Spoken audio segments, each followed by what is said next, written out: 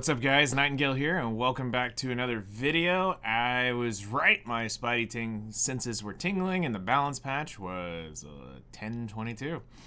So, here we go.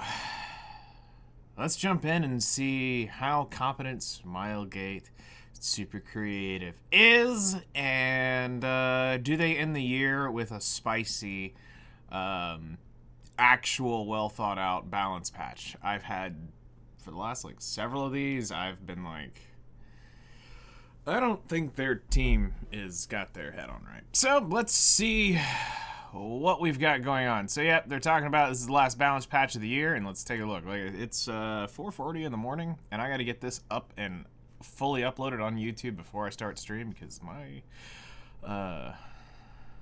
bandwidth can't take that massive upload. Alright, so the target adjustments, certain heroes and artifacts that have been absent from the current meta will be adjusted. You know what? We're just going to ignore all this crap. What are they balancing? Dark Corvus. Why? That's the second balance patch this year for him. Briar, Witch, Iseria. Okay. Of course they'd bring Astromancer Elena. She was trash to begin with. Oh hey, finally says buff. Let's pray it's good. Oh god. Yufine, this is the second one this year, or was it last year they buffed her? Anyway, she's getting a buff. Celine, I'm worried about this. And Camilla. Okay, that's not bad. Artifacts. Prayer Beads is finally getting buffed. The worst artifact in the game. The one that everybody voted for. They saved to the last balance patch of the year after that disgrace of a survey. Celestine. Kind of curious what that's going to be. Crossbow, nobody cares. Hopefully it's good. And then system improvement. Successful attack will always result in a critical hit. MLkin, Yuna, Charlotte, Shuri, Ines, and Melanie. The probability and number of turns are based on full enhancement character, skill cooldowns. Okay, well, once again, here we are at another ML5 getting changed because they said this is what was, you know, they weren't going to do this, but here we are. So, again, per the usual, check out the timestamps for each character and go back and forth to what you want. All right. So we're going to mostly be covering the afters and not rereading both. All right, so Dark Corvus attacks the enemy with a shield with a 100% chance to provoke for 1 turn before recovering the caster's health, and damage dealt recovered increase proportional to the caster's max health. I'm not gonna lie, I don't like this. I know a lot of people are like, but dude, you want it to hit Dark Corvus. Yeah, but you also know that there are things that you don't normally want to provoke and trip and, you know, supply debuffs to that I use this for. So, alright. If I've got any effectiveness, I'm rolling it off. Alright, so now he's got a 100% chance to land the provoke. Okay, cool. Didn't need it, but alright. Oh, Ruin's Advent. Immune to stun. At the moment the caster is attacked, has a 100% chance to for their skill cooldown to be decreased by 1 or 2 turns in the case of a critical hit. Or 2 turns in case of a critical hit. Alright, immune to stun. What does this mean? This means you can take him into a lot more dangerous crap now. I'm not gonna lie, this is a buff he didn't need, but that's kind of dirty what they're doing to him. Alright. Devil's Descent, Awaken. They're reducing the cooldown. 1, 2. So now you only have to wait 3 turns, and basically he needs to take a turn and needs to get hit 3 times. So Conquer Lilius is 1, the unit that they bring is 2, and then a follow-up unit is instantly 3.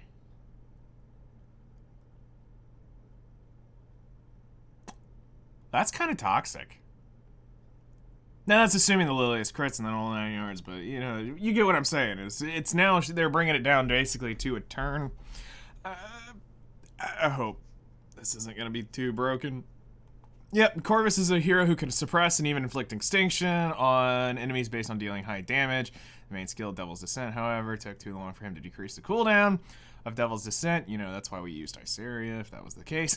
Once he uses the skill, he had a low contribution in battle. These adjustments will have increased contribution to battle and will be immune to stun. The skill cooldown of Devil's Descent will be decreased by 1. Additionally, his skills, Shield Bash, will now have a 100% chance to provoke. Yay. Alright.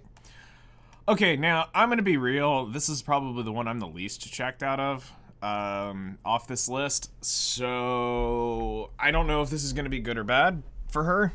But Briar Witch Iseria. So, it looks like they are cranking up her... It almost looks like this is a full rework.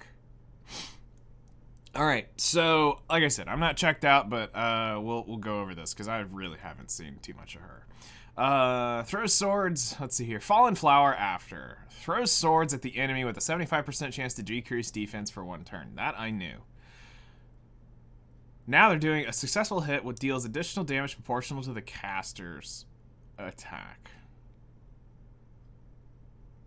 Is that a damage tick? Okay. Increase hit chance by 50%.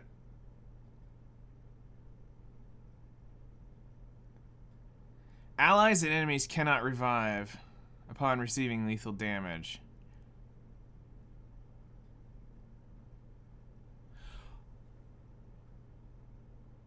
Wait, what?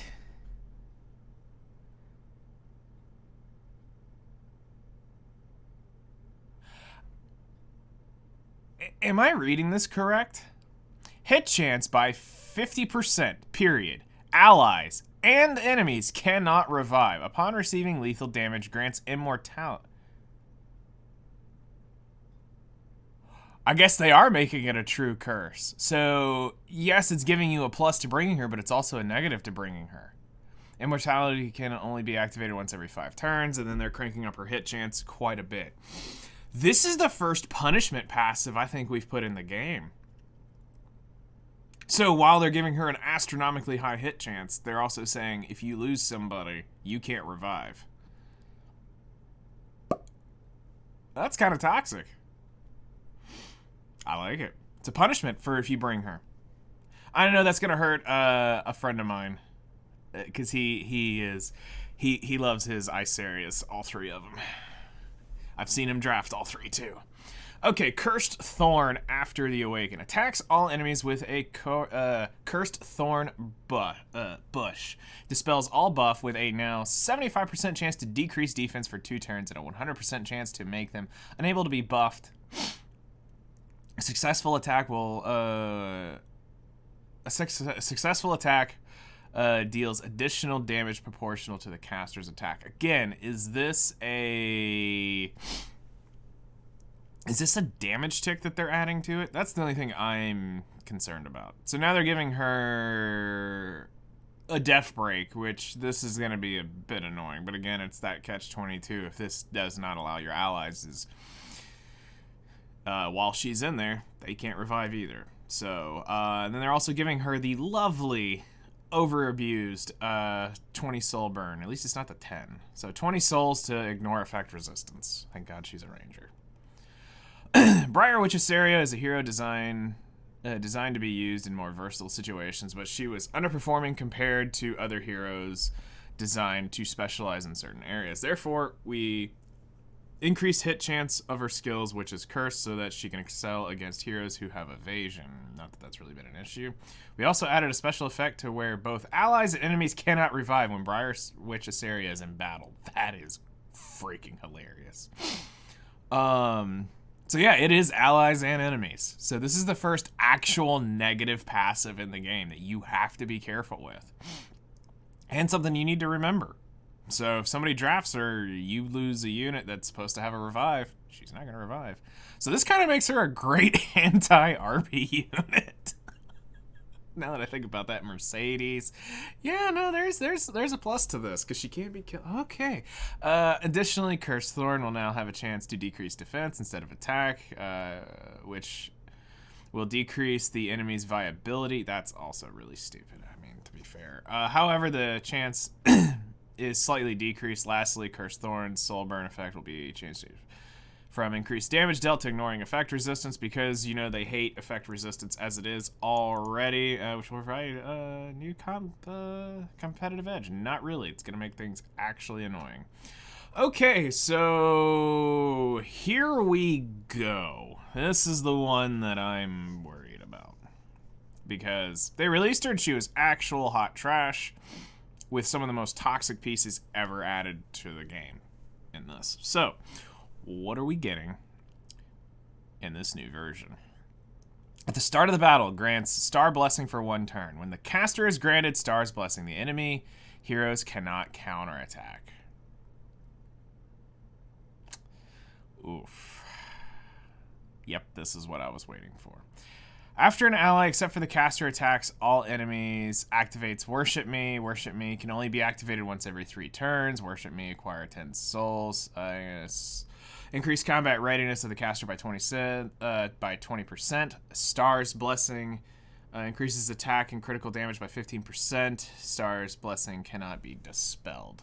Yep, we're going deeper into that. Enraged Star's Retribution after. Attacks all enemies with energy of the Enraged Star, decreasing buff durations by 1 turn, and before restricting for 2 turns. Grant Star's Blessing to the caster for 2 turns. All right, and oh wait, that was the Awaken. Makes them unable to be buffed. The Awakened version is unable to be buffed as well. And grant Star Blessing to the caster. Okay, so that's the S3. And the cooldown has been increased, so once it is down, it is off. Okay, but while that is up, that is quite annoying. So basically, she comes in and she's an anti-counter unit. It's gone too far. That's it. That's the point that I was worried about. Is the whole point of counter units isn't necessary. Like, I understand people's, like, thought process with, you know, oh, Mercedes is annoying or stuff like that. You know, the counter units are annoying. But you're shutting off an entire hunt that people farm out for this. Let's let the next ML5 come out for equal thing, and let's do the next one comes out, and as soon as they enter battle, they shut off, let's say, all your speed rolls. What would happen then? What would people think? Or let's shut off, you know, at the start of the battle, an undispellable buff that won't let you be able to heal. Well, then what good is your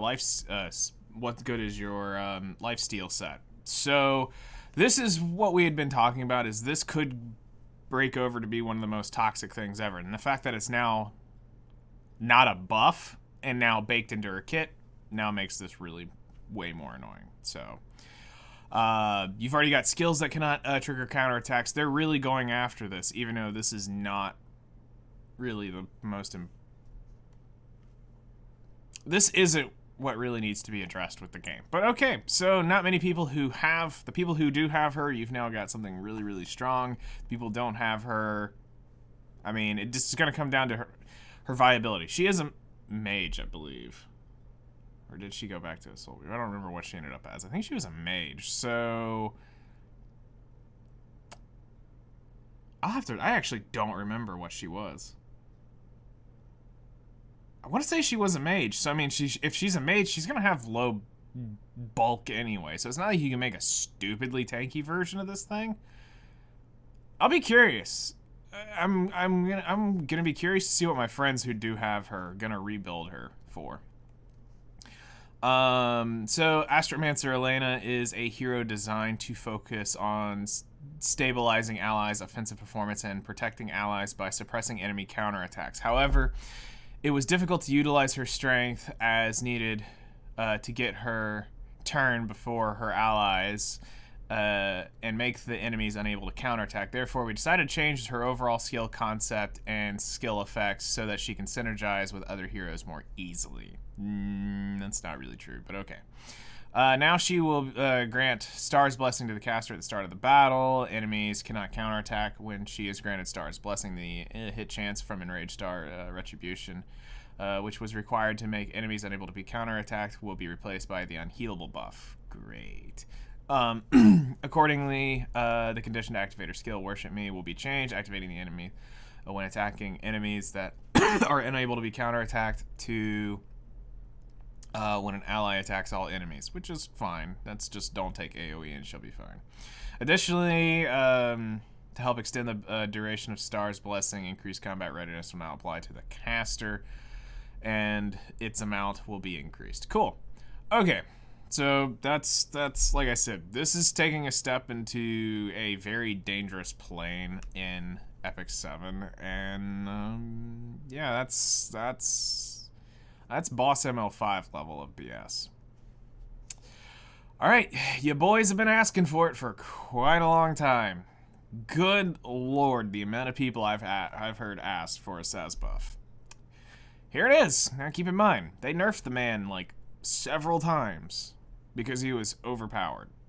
Well, do they give him back his full power? Attacks the enemy with dark energy with a 50% chance to make them unhealable for 1 turn. After attacking, when the enemy's health is 50% or less, activates Encroach as an extra attack. Encroach can be activated once per turn during the caster's turn.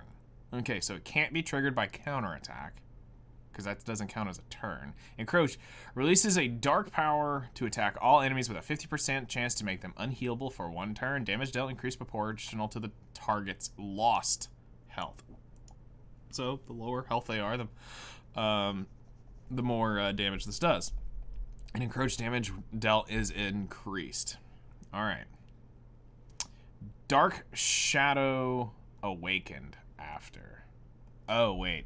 I didn't just realize that's the S3. Or the S2. After attacking Encroached.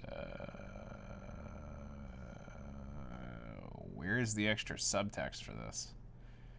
After the caster is attacking, Encroach activates the extra attack. Encroach can only be once a turn. It releasing attacks all enemies with 50% estimate to become 1 heal. Okay, so it may just be. It looks like it reads the same thing. All right, Die Hard after. So they're giving him. It looks like a whole new skill. Damage suffered in 1 attack does not exceed 51%. Oh god, here we go with this crap.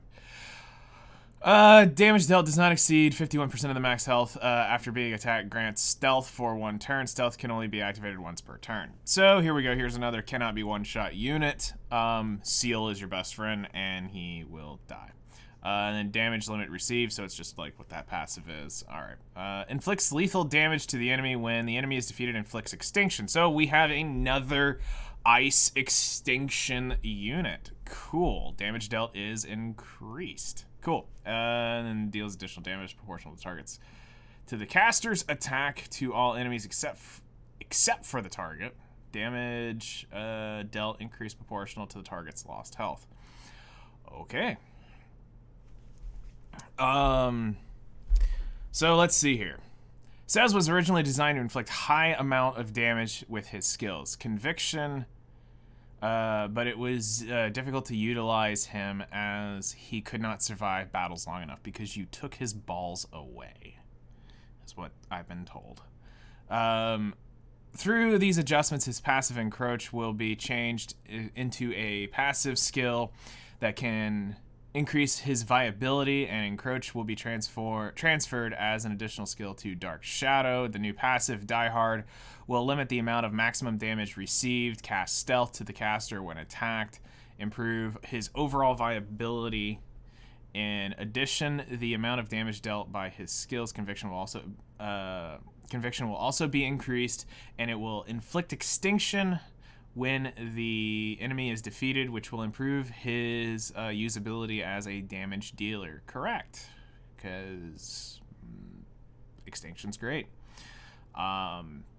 Lastly, increased damage dealt proportional to the target's lost health will be transferred from Dark Shadow to Encroach, considering the condition to activate Encroach and its synergy with Conviction, as he can now deal more damage to all enemies and the amount of soul gain from conviction will be slightly changed. Okay, I mean, I'm not a huge says person, so I'm not like, doesn't really go one way or the other to me. I don't even know if I still have a says or if they're all in specimen says. Anyway, if I do have one, I'm interested, but because extinction units are, you know, they're nice to have because you never know in the situation you're going to need to where you're like, I need to put this unit down, or it needs to stay down. So, but if extinction starts becoming a more popular thing in 2023, it's going to make things a lot more annoying. It's going to devalue a lot of other things in the game, so you need to be careful. Yufine, this one scares me, and the reason why this scares me is because right now she is in a very good spot as being the best one-shot unit in the game, and I hope they're not about to mess with her just to try to get some PvP diehards their grass dragon. Alright, Dragon's Roar. So after. Attacks with a Dragon Howl, dispelling one buff from all enemies with, oh, this is her S2, with an 85% chance to silence for one turn before granting increased attack and defense to the caster for 2 turns. Soul burn, the Soul Burn is, oh, they're changing the Soul Burn. Extends buff durations granted, ooh, this, oh, actually they're making this better. Extends buff durations granted to by Dragon's Roar to the caster by 1 turn and grants the extra turn. Okay, so they're still keeping the extra turn. That's good. Dragon Charge. Awakened. Alright, here we go.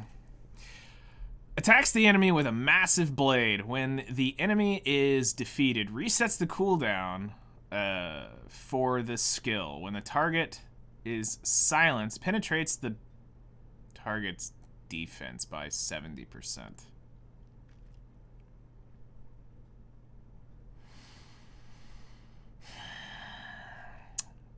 When this skill is available according to cooldown count after an ally except for the caster attacks, if the target is silenced, increases combat readiness of the caster by 20%.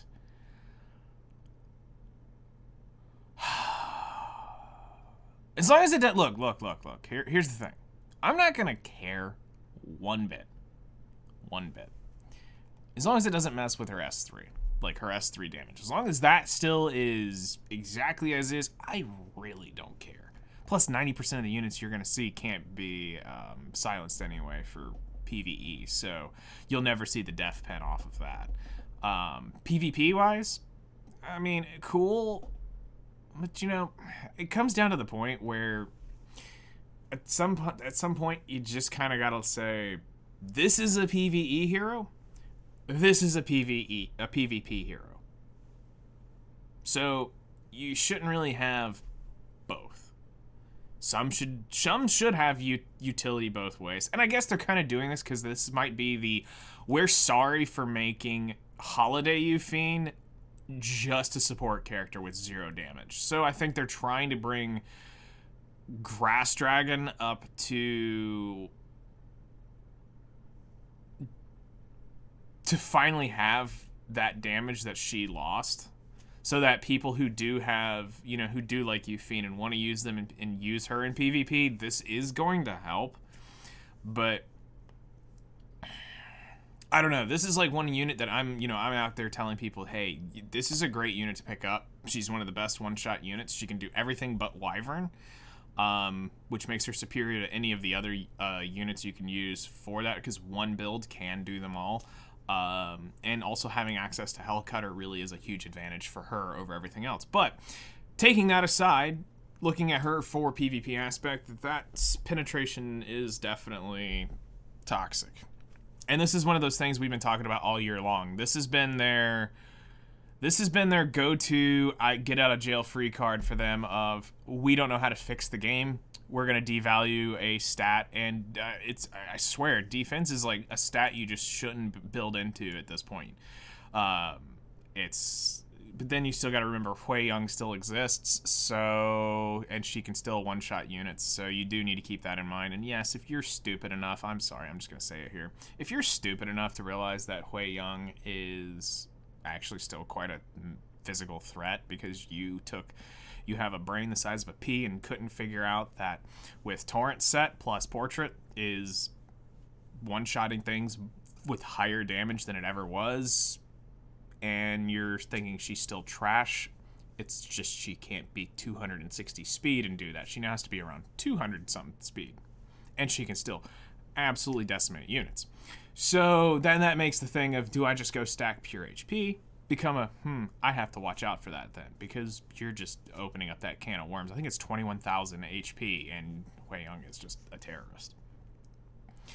All right, so Yufine will be changed to be more versatile, single attack DPS hero when used with allies with certain skills. First, her skill Dragon Charge will be changed to penetrate defense of a silenced enemy's defense and reset the cooldown when an enemy is defeated. She can be used with allies who can silence enemies, but also can use Dragon's Roar with Soulburn to silence enemies herself, granting the extra attack, which is kind of cool.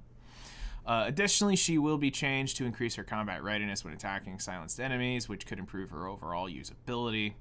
But as her damage dealing ability is increased, her ability to dispel buffs from an enemy and inflict stuns will be removed. The skill effect of increasing her speed after casting Dragon's Roar will be changed to increase defense instead.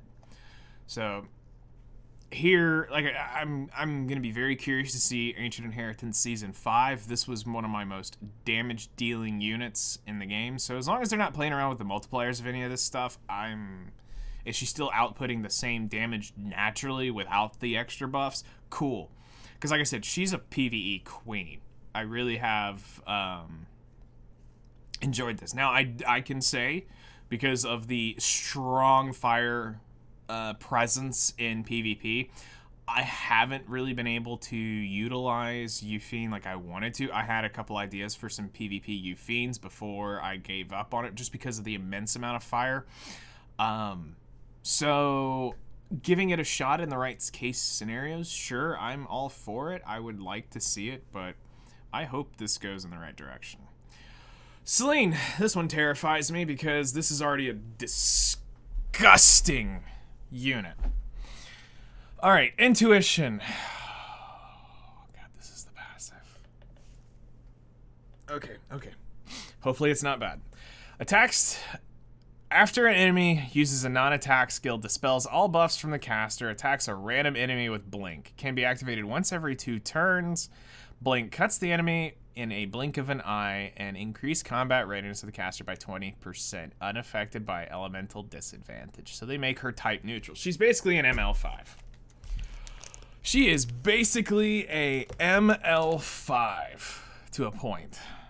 She just won't be type advantage, but she will not. So basically now you can take her into fire units and she will at least hit normal, but she won't hit with an advantage.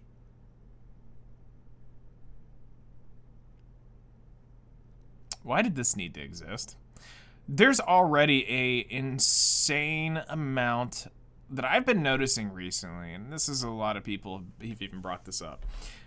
Something's off with the game, and we've been seeing units that shouldn't be critting units a lot more. But now they're just straight up, here you go. This grass unit on this skill will crit fire. I don't know how I feel about this. It's a non-limited unit. She's already one of the better anti-opener units out there. So why is this a thing? I get it. It's going to help out with certain things. But I see right there they got rid of the damage sharing. So Arius might save you now. So, maybe this does end up helping out. Because you are giving and taking. I didn't realize that right away. But you are losing the damage sharing aspects, so you're just not going to hit them for full 100% value. So you do tank up knowing that this is going to hit. You might come out about the same. Depends on how juiced this thing ends up being. So, all right. Oh, never mind. I see it here. I spoke too soon. Thunderclap Awakened. Attacks the enemy repeatedly. Oh, this is her S3, I believe. Yes. Repeatedly and absorbs some of the damage as health. Grants increased evasion and barrier to the caster for 2 turns. When the enemy is not an elite or boss monster, damage sharing effects are ignored. That's where it is. So, yeah, you know, you're still dead. You're dead. This will half health you if this does not kill you. Yep. And barrier strength increased proportional to the caster's attack. Celine's skill intuition will be changed to be unaffected by elemental disadvantage, and its damage sharing effect will be transferred to Thunderclap. Through these adjustments, intuition's biggest weakness is that it could not choose a target, and thus capable of utilizing ignored damage sharing effects. You could. It was called the attacker with the highest attack EE would have been just right. Additionally, we will be using the Soulburn Thunderclap to increase damage, which will help secure the kill more effectively. Okay. Camilla. Ooh, this is interesting. Why are we working on her? Okay, so this is the attack. Ooh, actually, this is really good. Oh, this is actually really, really good. Attacks the caster, or grants the caster skill nullifier once, increasing the attack for 2 turns before increasing the attack of the ally, except for the caster with the highest attack for 2 turns, and grants extra turn. That's perfect, because do you know how many times you're like, oh, I need the attack buff? Well, you can attack buff them, but then the next turn comes around, so you don't get to do this. This is actually really good for Camilla. Like, really, really good. She's a speed imprint, so she can now buff the ally with the highest attack and then try to defense break them. So all you need is 10 souls, and you can go in and S3 something and probably land a defense break and kill that unit. Cool. Camilla just got a pretty nice buff, and they're calling it for PvE. Bull. This is going to be great for...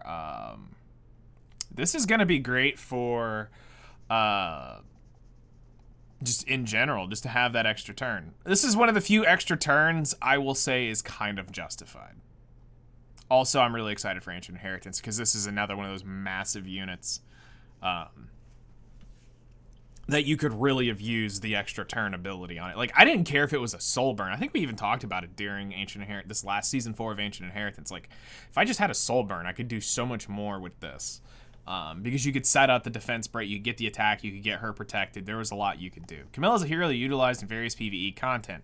Has a weakness of being unable to utilize the increased combat readiness from her skill, Tactical Maneuver, against boss enemies who use Restrict. Her contribution in battle will be improved and adjusted as Tactical Maneuver effect. Increasing combat readiness will be changed to grant the extra turn instead. So, I'm all for it. Alrighty, Prayer Beads is here. Samsara Prayer Beads. Oh my gosh, it's been a year we've been waiting for this, so please be good. When attacking with a single attack, increase damage dealt by 10%. When attacked by a single attack, decrease damage suffered by 8 to 16. When one or more damage reduction effects is granted, oh, it's still trash. And grants 20 to 40 effect chance, or 20-40% chance to grant increased effort. I mean, it's still trash, but it's now less trash. Great, you're an absolute joke. Okay, moving on. We're not even reading their stuff. Okay. After attacking with a single attack, heals the ally with the lowest health by 8 to 16%.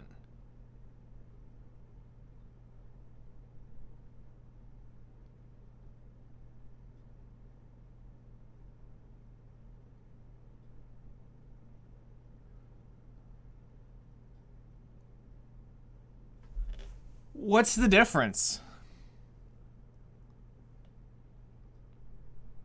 Heals an ally with the lowest health by 6 to 18% when using a basic skill, their S1. After attacking with a single attack, heals the ally with the lowest health. You did nothing. You just literally moved the words around. What?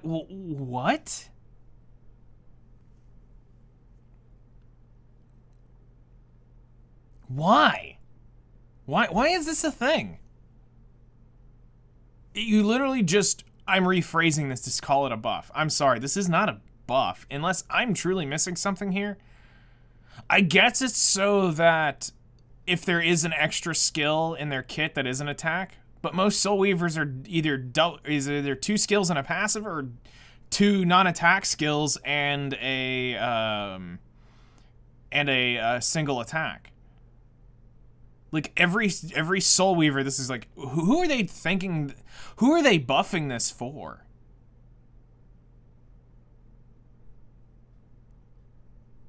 Like the one I'm, what's her name? Sha Run, maybe? I think has a attack on 1 and attack.